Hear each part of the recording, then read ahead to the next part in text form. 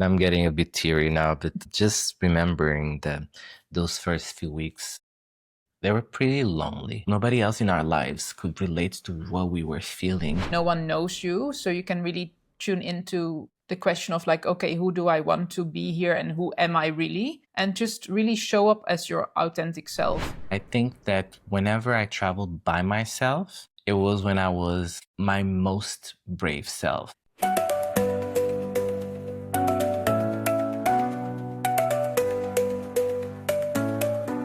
Welcome to a new episode of Beyonder, the podcast. I'm your host, V, and today I have a special guest with me. It's, I guess, the most special guest of all, because I invited my husband, NilL, into the podcast today.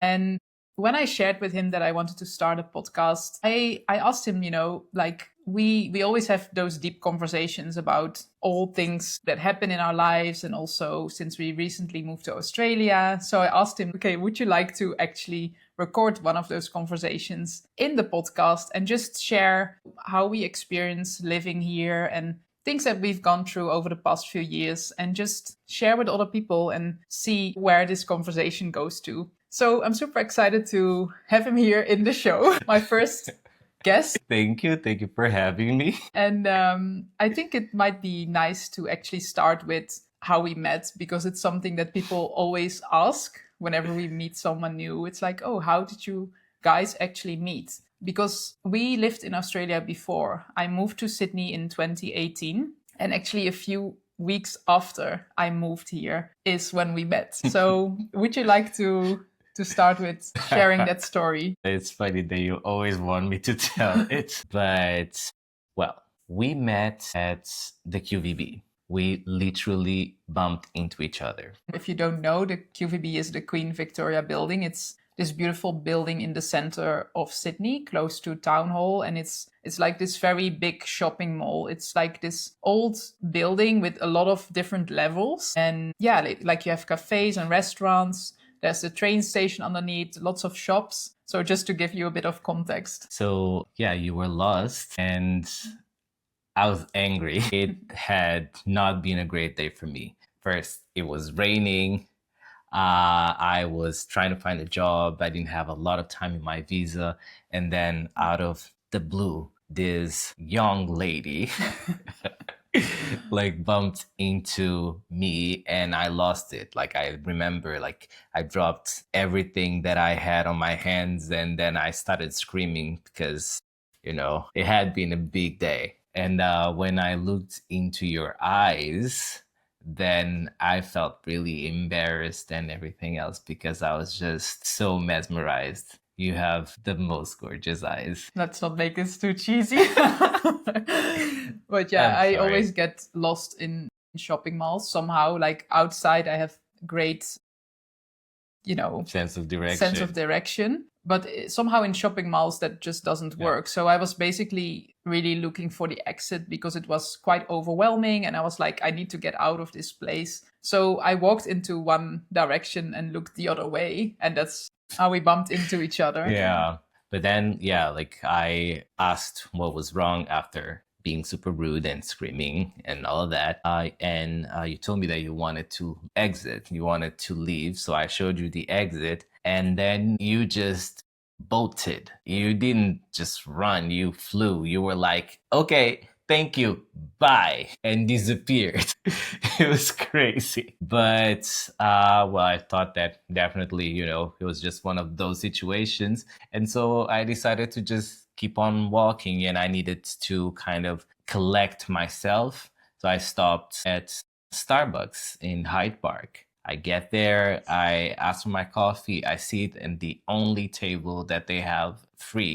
And a few minutes later, you showed up. Yeah, and just also another thing for context. Coffee in Australia is really good, so you wouldn't go to Starbucks. Hey, you shouldn't bash that, but... No, I mean, like, after a while you would know where the local coffee places are. Like, nothing against Starbucks, but that's like really something you would go to as a tourist until you sort of discover the local coffee places, right? So since I had just arrived a few weeks before, I was like, okay, Starbucks, it's a familiar place. Let me just go there. So yeah, I literally opened the door And yeah, I saw you sitting there, and we just started laughing because we just had this awkward situation before, and I just still felt embarrassed. But then, yeah, when you invited me to your table, we just started talking, for hours and talking about, all the places we had lived in and traveled to, and yeah, so many things. Yeah, like I felt like the first coincidence was like the fact that we were both from Europe, and that kind of helped us bond a little. We talked about like Dutch things, Portuguese things, but a few other issues, and it was just really, really nice. It was like one of those conversations that you just don't want to end, and I didn't. So then when you said that you had to go home, but you didn't know the directions to your place from where we were, and I was like, oh yeah, I know. I am really bad with directions. Really bad. It's funny that like inside like places like the malls and everything, I always know how to conduct myself, but outside is Google all the time. And I remember that because it was still raining, I bought an umbrella that was big enough for the two of us. And then, like, suddenly, we talked about you liking Latin music and things like that.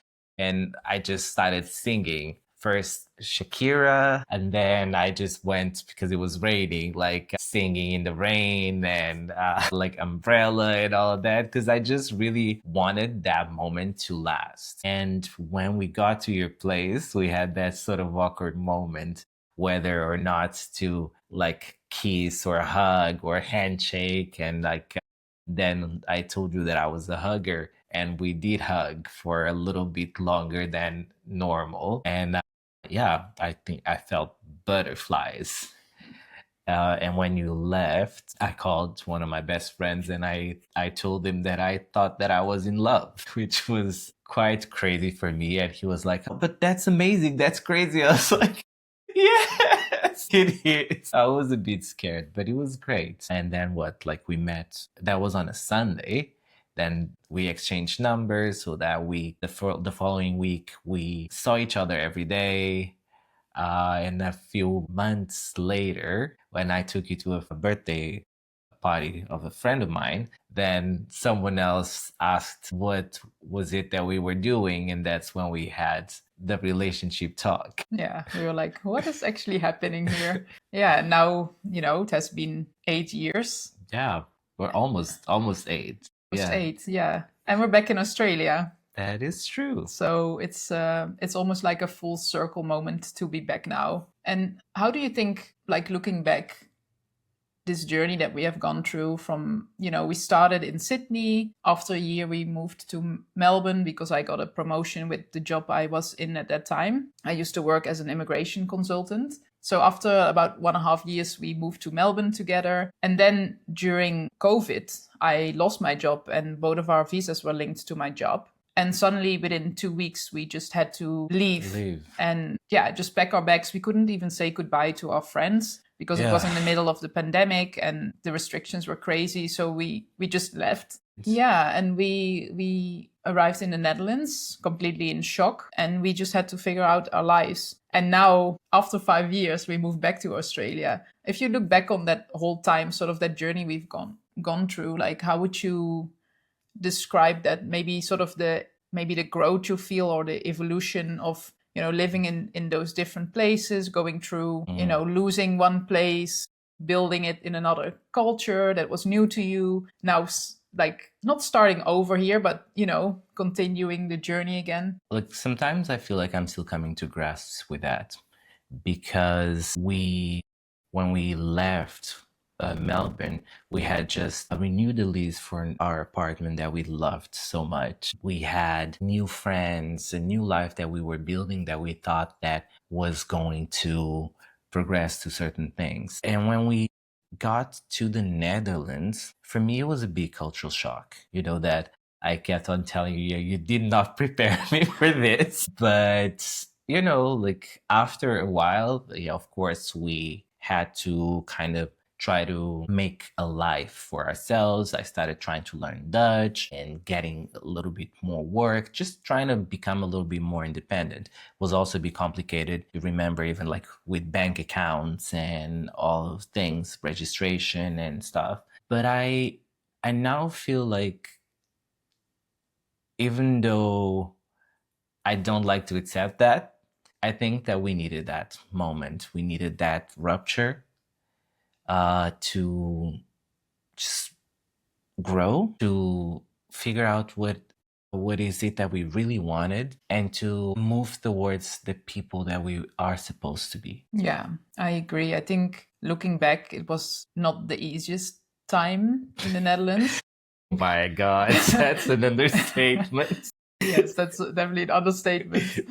And I think, yeah, we moved there. It was not sort of our choice. We had to leave Australia. And it's different when you choose to move somewhere. You're in a different mindset and you usually are excited to move somewhere. And it was just a crazy time also during the pandemic, because even when we arrived, everything was locked down and all that stuff. So you get to this place and you cannot really explore it in a way or feel like excited to be somewhere. So in a way, it was also like a false start. And I think it just kept on progressing in a way that we felt like, okay, maybe this is not the place for us. At the same time, of course, we kept on missing Australia as well. Yeah, like remember when well, even when we just landed, actually, because even though there was a lockdown, there was also like a huge relaxation of things. So I remember when we just landed and we left, like we got to the airport and there were people hanging out and things like that. And I had a panic attack because up until that moment, we had been so cooped up. And like when I saw so many people like being free, so to speak, going to cafes and things, I was like, what is happening now? This is not supposed to happen. That's not, what the world looks like at the moment. But yeah, then of course you have to get on with certain programs and try to make things as best as they can, right? As best as it can be. Yeah, and I think we really made the most out of our time in the Netherlands, and we really tried to make it work. And during that process, I mean, we even got married. Yeah, exactly. Let's not forget about that. That's, yes. I guess, the highlight. Yes, that was really nice. Yeah, and I think we also worked a lot on ourselves because we were in a place that was challenging to really, look at any limitations or like beliefs or patterns you have, and that you feel like maybe they actually come to the surface even more when you are in a challenging place and you really have to work on yourself. And I think, at least looking back, for me, it was really like a period of growth, and it was the time that I also started my business. So yeah, I'm grateful, even though it was a hard time.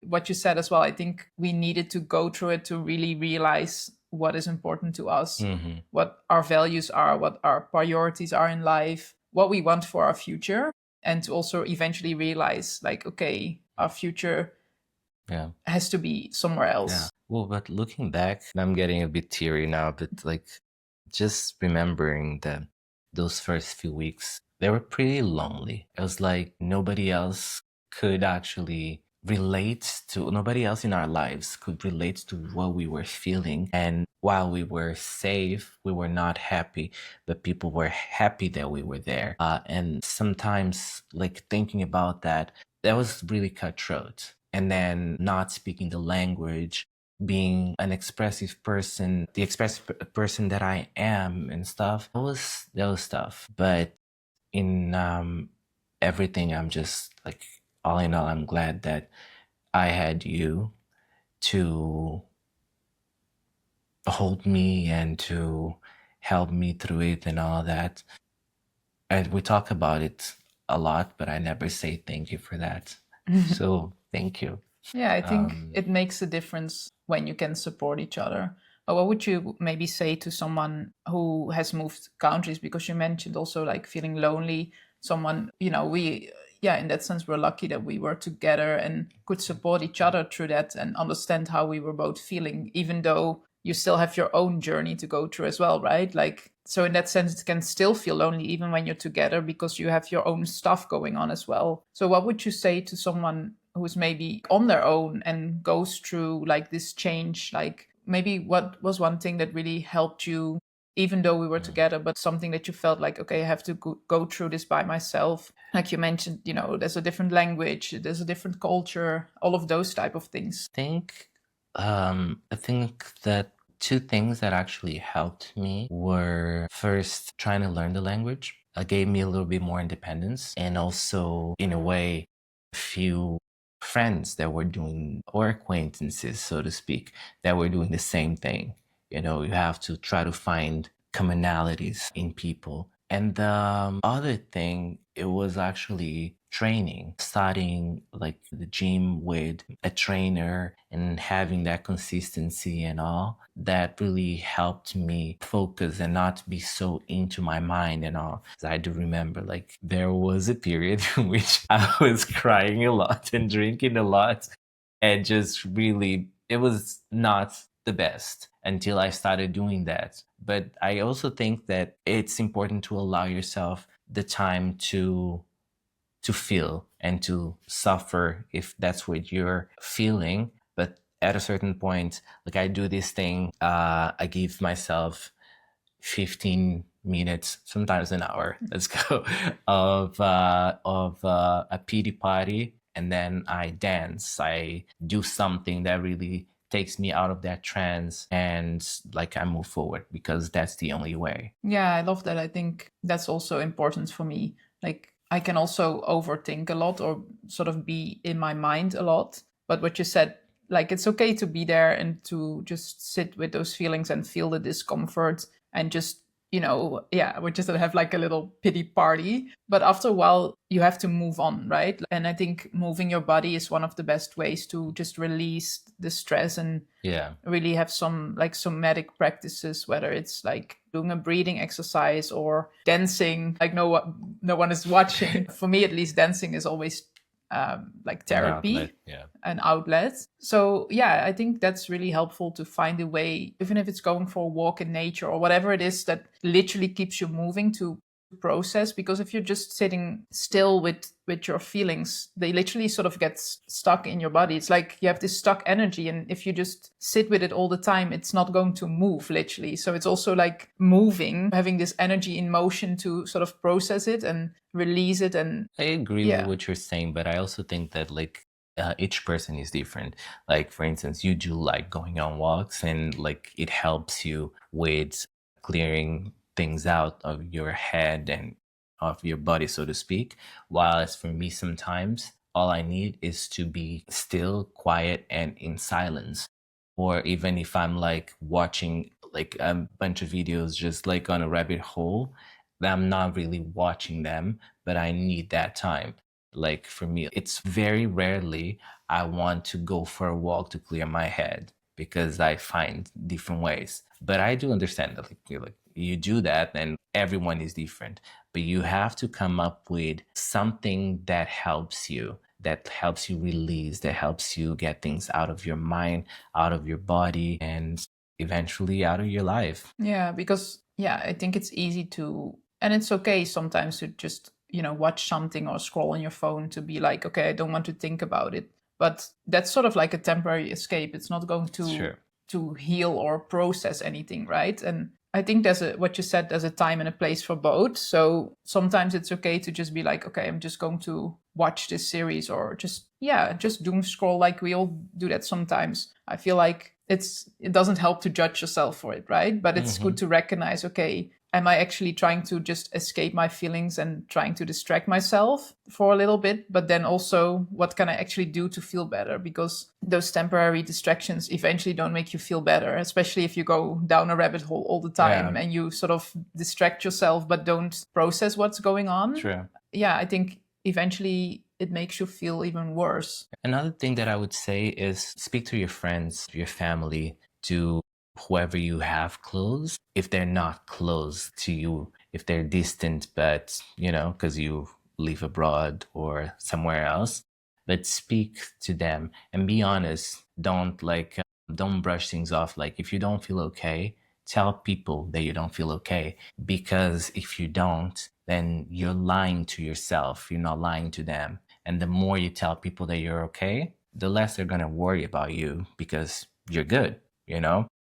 And then eventually they'll be like, oh, but you told me that you were okay and you're depressed now. What happened? And things like that. So, like, be honest with yourself and with your friends. And also, like, sometimes there'll be people that are your friends for some time and then then they're not your friends anymore, or vice versa. And that's fine. And that's okay. Yeah, that is okay. And you have to accept that. Yeah, I think that also comes with a process of grief sometimes, at least for me. Sometimes, especially when you move abroad, you just grow apart. Sometimes, yeah, it's just what it is. Like you both go different directions. Sometimes it's just a communication sort of issue. Some people just find it harder to communicate or stay in touch when you are not close. And then it's basically about how much effort do you both still Yeah. put in. How much is this friendship worth to you to keep on reaching out even if someone doesn't respond as much? Or do you feel like,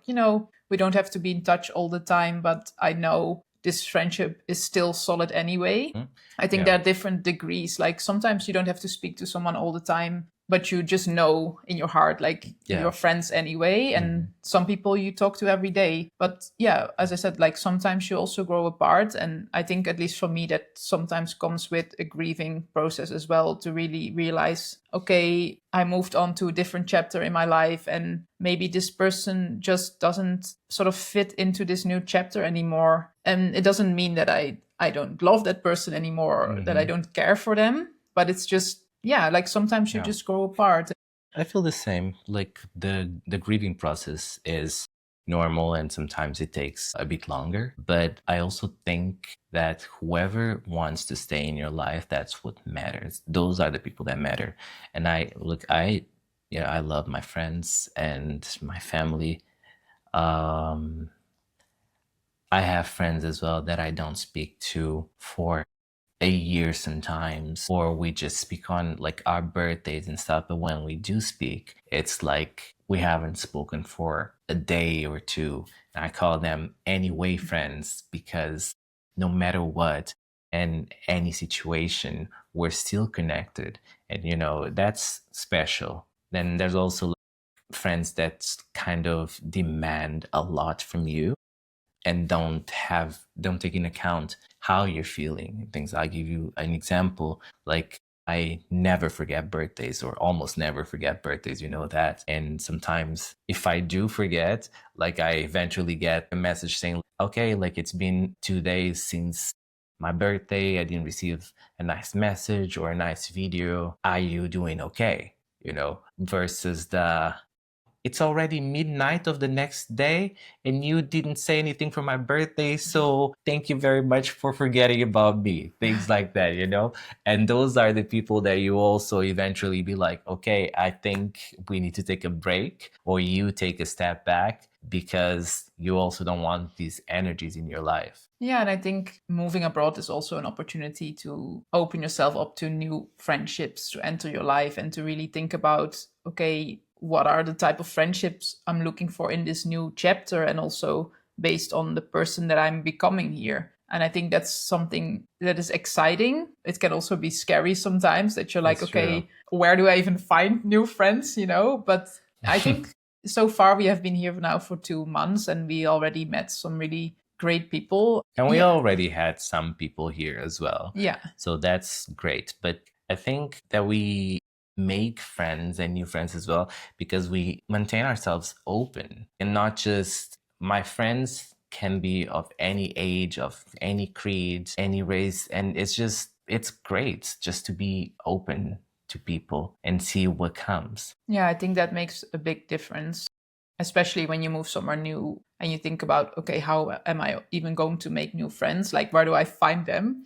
To really be open and not sort of think inside of a certain box, like, oh, I want to find this type of person, but to just be open and see, yeah, who shows up and who sort of matches with your interests or Exactly. what you like to do or things like that. And sometimes for me, it's merely just about auras as well. Sometimes how you feel uh, around people that you meet. And if you can also like just be 100% yourself, which is very important, not to hide anything or not to like hide parts of you because you're afraid that this person's not going to like you or something like that, you know? Yeah. And I think that's also the beauty of moving somewhere new, that you almost have this clean slate. Like basically, no one knows you. So you can really tune into the question of like, okay, who do I want to be here and who am I really? And just really show up as your authentic self. Because sometimes when we live somewhere, we have expectations from other people, or just if we live in the place where we grew up, there's all this programming or like beliefs that are fed into you since you were young, and it can really influence how you feel or how you act among people. And I think when you're just in this place where no one knows you, it's like, okay, I can just really be who I want to be here and really show up as myself, because yeah, no one knows about my background. And that's also, maybe you also felt like that when you were traveling. It doesn't have to necessarily be when you move somewhere new, but even when you're traveling, what I often notice, what people share with me as well, or when I talk with my coaching clients, is that they just feel more confident when they travel, because it's almost like this mask that sometimes they wear in their daily life just disappears because they're in a new environment, and they're just more open to connecting with other people, because it's like, oh, no one knows me here, so I can just be myself without being afraid of like judgment, or without feeling like, oh, I'm being too much or whatever it might be. I think I agree with that. I've always been kind of open to people and friendships and all that, but I think that whenever I traveled by myself, it was when I was my most brave self, because yeah, I'm alone and I don't want to be alone, or like I want to meet people. I want to, like, I don't know, go to a restaurant with someone, go clubbing with another person and things like that. And so you open yourself more, you smile more to people, and yeah, eventually you end up forging some friend, not forging, that's not the word, but I'm going to say that for lack of a better expression at the moment. But you forge these friendships, and eventually some of them can become friends for life. Yeah, and I think that's also what I love about traveling and having lived in different places. I feel like I have friends everywhere around the world, and then Same. for you it's even more, because you have lived in even more countries than I did. Yeah, family everywhere. So I think it's just really nice to know that you have this global network of people, that wherever you travel to, you can connect with Yeah. someone. Sometimes, though, it can be exhausting having people in different time zones and wanting to keep up. And also, like, being that person that sort of everyone defines as a unifier. So, yeah, it's a little bit exhausting at times, but it's also very rewarding. That's the thing. The love that I get from my people, and feel like the love that I put in as well, like I get a message from my brother or my cousins or some friends, and I just instantly giggle and I'm happy and stuff. Sometimes like waking up in the middle of the night, looking at what time it is and seeing, oh, I have a message from this person. And, that's really rich. Yeah, I think especially living here in Australia now and having, people in Europe or the US, or, that part of the world, it sometimes can definitely be a challenge to keep up, and sometimes it's really about scheduling.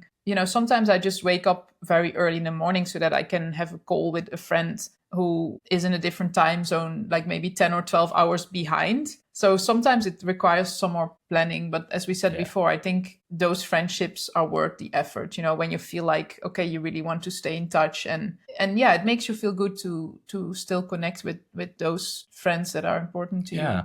And sometimes as well, like when people just call, like an announcer, like you're texting or something, like for instance, uh, January 1st, a good friend of mine that I went to college with, we were texting, and then he was like, oh, if he's texting at this time, he's awake. And we had an amazing call. We hadn't spoken in years, just really texting and all of that, changing photos and messages. But like that was like a really, really nice conversation. And yeah, it's a surprising moment, you know?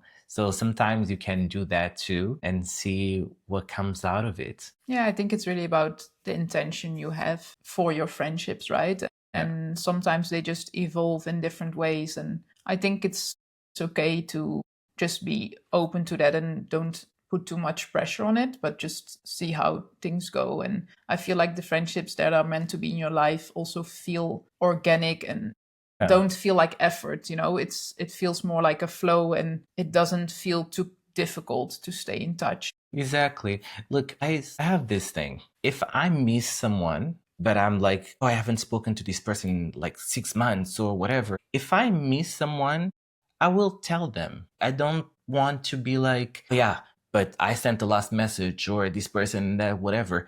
And if that person misses me or feels like something with a text or whatever, then it's good. And it could be both ways. It's like, yeah, I miss you, but it's a little tough to maintain contact and everything else. Eventually, we'll see each other or whatever. Or like, hey, I miss you too. Yeah, let's try to make an effort to have a call and see update me and vice versa and things like that. So True. if you miss someone, tell them. Yeah, I love that. I think that's a beautiful last quote to wrap up this conversation for today. I feel like we got into so many different topics and As we often do. we go from one thing to another. But yeah, I loved what we dove into today, and I feel like there should definitely be a follow up to this conversation. So I hope you would like to come back. And It'll be my pleasure. yeah, and for now, let us know as well what you thought about the topics we spoke about. If something sparked your interest, if there was something you would love to know more about, or maybe another topic that we can dive deeper into next time. And for now, don't forget to subscribe so that you stay up to date to future episodes as well. And tell your friends. Yeah, and thank you so much for tuning in today. And I hope to see you again in future episodes. For now, have a beautiful rest of your day.